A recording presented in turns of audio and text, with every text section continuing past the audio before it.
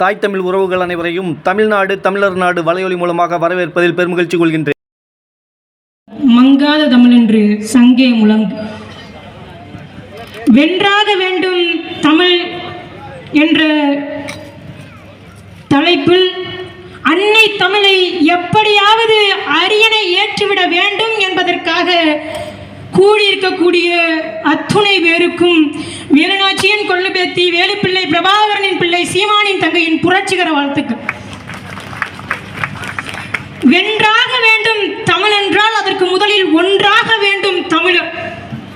ஏன் தமிழ் வெல்ல வேண்டும், ஏன் தமிழர் ஒன்றாக வேண்டும் என்றால் அறிவார்ந்த பெருமக்களே, உங்களுக்கு தெரிந்த கதைதான், இருந்தாலும் நினைவுபடுத்துகிறேன். இந்தியாவில் இருந்து பாகிஸ்தான் பிரிந்து போனது எம்முடைய மதம் எங்கு செத்து போய்விடுமோ என்ற காரணத்தினால் பாகிஸ்தான் பிரிந்து போனது. அந்த பாகிஸ்தான் பிரிந்து போன பிறகு பாகிஸ்தானின் ஆட்சி மொழியாக உருதை அறிவித்தார். உருது மொழி ஆட்சி மொழி என்றால் என் மொழி வங்காளம் எங்கு போனது என்று வங்காளிகள் போராடினார்கள். அந்த போராட்டத்தின் விளைவாக 4 பேர் செத்து மடிந்தார்கள். அந்த 4 பேர் செத்து மடிந்ததற்காக இந்த இந்தியாவின் பிரதமராக இருந்த இந்திரா காந்தி அவர்கள் பங்களாதேஷ் என்ற ஒரு நாட்டை உருவாக்கி கொடுத்து, அந்த பங்களாதேஷ் என்கிற நாடு அந்த 4 பேர் உயிரை விட்ட ஒற்றை காரணத்திற்காக உலக அரங்கில் ஐநா மன்றத்தில் பேசி அந்த 4 பேர் தம்முடைய மொழிக்காக உயிர் நீத்தார்கள் என்று சொல்லி உலக தாய்மொழி தினம் என்று வங்காளிகள் இறந்த தினத்தை கொண்டாடினார்கள். அறிவார்ந்தவர் மக்களே, 4 பேர் அல்ல, 4 பேர் அல்ல, நடராசன், தாளமுத்து, சங்கரலிங்கனாரன தமிழர்களில் மொழிக்காக இறந்தவர்கள் என்று எடுத்து பார்த்தால் உலகத்திலேயே அதிகமாக ஒரு கூட்டம் மொழிக்காக இறந்து போயிருக்கிறது என்றால் அது தமிழர்கள் நாமளே தான் இருப்போம். நியாயமாக தமிழர்களுடைய இந்த உலகத்தில் அத்தனை பேரும் உலக தாய்மொழி தினம் என்று ஒரு தினத்தை கொண்டாட வேண்டும் என்றால் சங்கரலிங்கனாரின் இறப்பு தினத்தை கொண்டாடணும், நடராசனின் இறப்பு தினத்தை கொண்டாடணும், தாளமுத்துவின் இறப்பு தினத்தை கொண்டாடணும். இந்திய எதிர்ப்பு போராட்டத்திற்காக உயிர்விட்ட நம்முடைய தமிழர்களுடைய தினத்தை கொண்டாடி இருக்கணும். இந்த நிலை மாறும் என்பதற்காகவாவது தமிழர்கள் ஒன்றாகும். 4 பேர் உயிருக்கு இருந்த மதிப்பு எண்ணிலடங்காத தமிழர்கள் தம் மொழிக்காக செத்து போனார்களே, அவர்களுக்கு இல்லையா? அவர்களுக்கு இல்லையா? ஏன் தமிழர்களுக்குள்ளே தன் மொழி பற்றிய ஒரு இன்ஃபீரியாரிட்டி காம்ப்ளெக்ஸ், தாழ்வு மனப்பான்மை வந்தது. சோறுன்னு சொன்னா அவமானம்ன்றோம், ரைஸ்னு சொன்னா பெருமைன்றோம். மணக்கவரும் தென்றலிலே குளிரா இல்லை, தோப்பில் நிழலா இல்லை, தனிப்பரிதாம் துன்பம் இது தமிழ்நாட்டில், தமிழ் தெருவில் தமிழ்தான் இல்லை. ஒத்த கடையில் வந்து திருமங்கலம் வந்து ஒரு கடையில் கூட முழுமையான தமிழ் உள்ள, முழுமையாக தமிழை கொண்டிருக்கிற ஒரு பெயர் பலகையை பார்க்கல, ஒரு பெயர் பலகையை பார்க்கல. தமிழில் பேசுவதை அவமானமாக கருதிட்டோம். ஆங்கிலம் என்பது மொழி என்பதுன்றதை கடந்து அறிவென்பதாக மாற்றிட்டோம். ஆங்கிலத்தில் பேசினாலே அவன் அறிவுடையவன் நினைச்சிட்டோம். நீங்க எல்லாம் தெரிஞ்சுக்கங்க, அமெரிக்கால பிரிட்டன்ல ஆங்கிலத்தில் பிச்சைக்காரன் கூட தான் பேசுவான். பிச்சைக்காரன் கூட அமெரிக்கால ஆங்கிலத்தில் தான் பேசுவான். அதற்காக அவன் அறிவாளி எடுத்துக்க முடியுமா?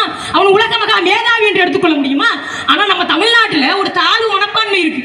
இங்க யாராவது ஆங்கிலத்தில் நுனிநாக்கில் ஆங்கிலம் பேசிட்டா போதும், இவனை விட சிறந்த ஆகச்சிறந்த அறிவாளி இல்லைன்றோம். அறிவார்ந்தவர் மக்களே, இங்கு சமூக நீதி என்றால் சாதி ஒழிப்பு என்றால் திராவிடம் என்று பேசுறாங்க. நீங்கள் நன்றாக தெரிந்து கொள்ளுங்கள், உலக இனத்திற்கு ஒரு இனம் சமூக நீதி குறித்து சாதி ஒழிப்பு குறித்து பேசியிருக்கிறது என்றால் அது நம்முடைய தமிழினம் தான். அவ்வை பெரும்பாட்டி பாடினா, சாதி இரண்டொழிய வேறில்லை, சாற்றுங்கால் நீதி வடுவா நெறிமுறையினில் மேதினியில் இட்டார் வெறியார் இடாதார் இழிகுலத்தார் பட்டாங்கில் உள்ளபடி. 2 சாதி தான் இருக்கு, சாதின்னு ஒண்ணும் இல்ல, 2 சாதி தான் இருக்கு. அதுவும் நீங்கள் நினைப்பது போல ஆண் சாதி பெண் சாதி கிடையாது. தன்னிடம் இருக்கக்கூடிய செல்வத்தை எல்லாம் பிறருக்கு பிறருக்கு பிறருக்கு என கொடுப்பவன் உயர்ந்த சாதி. தன்னிடம் இருக்கிற செல்வத்தை எல்லாம் தனக்கு தனக்கு தனக்கு என்று பதுக்குகிற கஞ்சன் கீழ் சாதி இழிமகன். இதுதான் உலகம் முழுமைக்கும் சொல்றோம். சமூக நீதி சமத்துவம் என்று பேசினா பிறப்பு ஒக்கும் எல்லா உயிருக்கும் என்று பேசியவர்கள் தமிழர்கள் தான், திருவள்ளுவர் பெருமகன் தான். இன்றைக்கு உலக அரங்கில் பேசப்படுகிறது யாதும் ஊரே யாவரும் கேளீர் என்கிற தத்துவத்தை முன்வைத்த கணியன் பூங்குட்டனார் தமிழர் தான். நம்மிடம் இல்லாத சமூக நீதி, நம்மிடம் இல்லாத சமத்துவம், நம்மிடம் இல்லாத அறிவு, நம்மிடம் இல்லாத ஆற்றல் என்று எதுவும் இல்லை. ஆனா இவங்க ஒரு 200 ஆண்டுகளை கூட நிறைவு செய்யல. திராவிடம் என்ற ஒரு கருத்தியலை கொண்டு வந்து 200 ஆண்டுகள் இன்னும் நிறைவு செய்யல.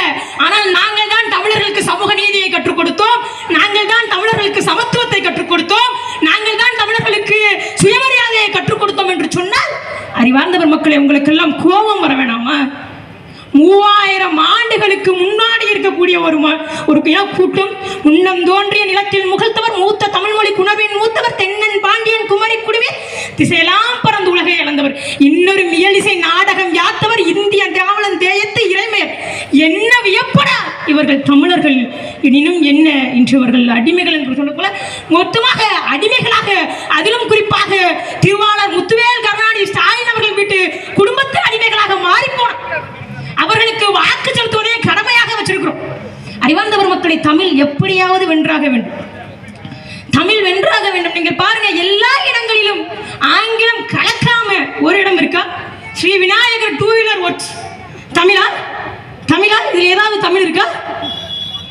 தமிழ் மொழியை ஒட்டுமொத்தமாக சிதைத்து அழித்துட்டோம். ரசூல் கம்சதேவ் ரஷ்ய புரட்சியாளன் சொல்றான், நான் செத்துக் கொண்டிருந்தேன், யாரோ என் தாய்மொழியில் பேசினார்கள், உயிர் பெற்று எழுந்து விட்டேன்.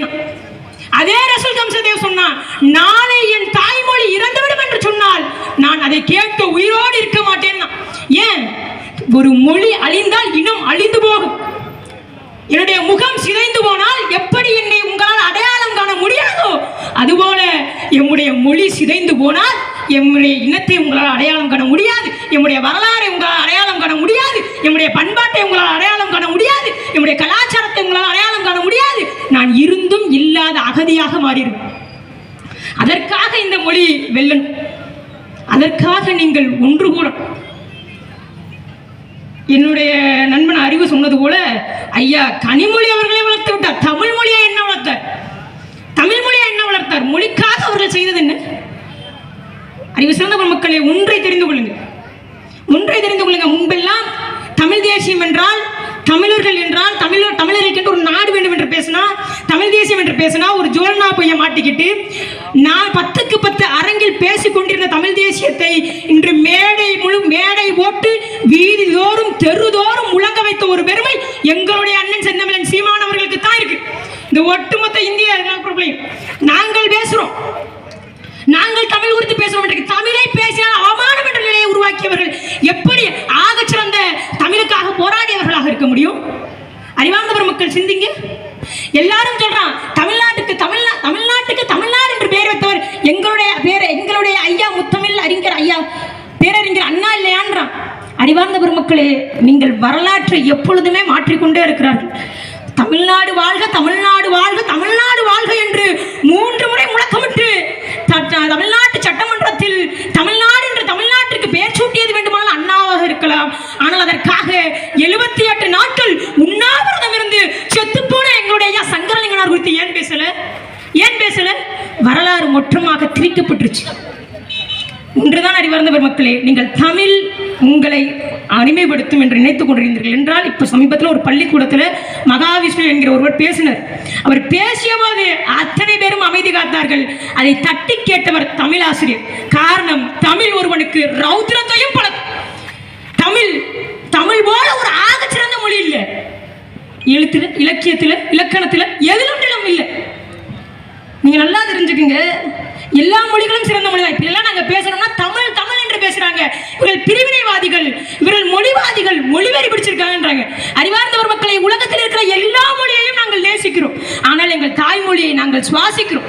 உலகத்தில் இருக்கிற எல்லா தாய்மார்களும், எல்லா தாய்களும், எல்லா பெற்றெடுத்தவர்களும் உயர்ந்தவர்கள் தான், ஆனால் என்னுடைய தாய் தான் எனக்கு சிறந்தவள். அதுபோல உலகத்தில் இருக்கிற எல்லா மொழியும் உயர்ந்ததுதான், ஆனால் எம்முடைய தாய்மொழி தான் எனக்கு சிறந்தது. உங்களுடைய மொழி இல்லை என்றால் உங்களுடைய இனம் அழிந்து போகும். அதற்காகவாவது அழிவின் விளிம்பில் நிற்கிற இந்த அன்னை தமிழை தூக்கி நிற்பாட்டுவதற்காகவாவது, அரியணை ஏற்றுவதற்காகவாவது நீதிமன்றங்களில் தமிழ், சட்ட சபையில் தமிழ், பாராளுமன்றத்தில் தமிழ், கடை வீதிகளில் தமிழ், தெருக்களில் தமிழ் என எல்லா இடங்களிலும் தமிழ் ஒலிப்பதற்காகவாவது தமிழர்கள் ஒன்று கூடி நாம் தமிழரை வெல்ல வைக்க வேண்டும். இது உங்களுடைய கட்டாய கடமை. தயவு செய்து ஒரு முறை நீங்கள் தமிழை வெல்ல வையுங்கள். இதுவரை தமிழை வெல்ல வைக்கிறேன், தமிழை வெல்ல வைக்கிறேன் என்று நீங்கள் கனிமொழியையும் ஐயா ராசா அவர்களையும் ஐயா மூர்த்தி அவர்களையும் வெல்ல வைத்தது போதும். ஒரு முறை தமிழை வெல்ல வைப்பதற்காக இந்த எளிய பிள்ளைகளை, இந்த நாம் தமிழரை வெல்ல வையுங்கள். நாம் தமிழர் கட்சி ஏதோ எந்த இனத்திற்கும் நாங்கள் எதிரானவர்கள் கிடையாது. எங்களை ஏதோ இனவாதிகள் போல சித்தரிப்பாங்க. அறிவார்ந்த பெருமக்களை நான் உங்களுக்கு ஒன்றை சொல்லி முடிச்சுக்கிறேன். அருகில் இருக்கக்கூடிய கேரளா 1 கோடி தமிழர்கள் நாம் வாழுகிறோம். ஆனால் இன்றைக்கு வரைக்கும் நமக்கு ஒரு அமைச்சர் பதவி கிடையாது. அருகில் இருக்கிற ஆந்திரா 1 கோடி தமிழர்கள் நாம் வாழுகிறோம். இன்றைக்கு வரைக்கும் நமக்கு ஒரு அமைச்சர் பதவி கிடையாது. அருகில் இருக்கிற கர்நாடகா 1 கோடி தமிழர்கள் நாம் வாழுகிறோம். இன்றைக்கு வரைக்கும் நமக்கு ஒரு சட்டமன்ற உறுப்பினர் கிடையாது. ஆனால் அறிவார்ந்தவர் மக்களே, தமிழகத்தில் 17 தெலுங்கை தாய்மொழியாக கொண்ட அமைச்சர்களை, சட்டமன்ற உறுப்பினர்களை அமைச்சர்களாக்கி சட்டமன்ற உறுப்பினர்களாக்கி வைத்திருக்கிறோம் என்றால் நாம் எந்த அளவிற்கு ஏமாளிகளாக இருக்கிறோம் என்று பார்த்துங்க. எல்லாரையும் நேசிப்போம், ஆனால் நம்முடைய மொழியை முதல்ல சுவாசிப்போம். புரட்சி எப்பொழுதும் வெல்லும், அதை நாளை மலரும் நாம் தமிழர் அரசு சொல்லும். நன்றி, வணக்கம். நாம் தமிழர். அடுத்ததாக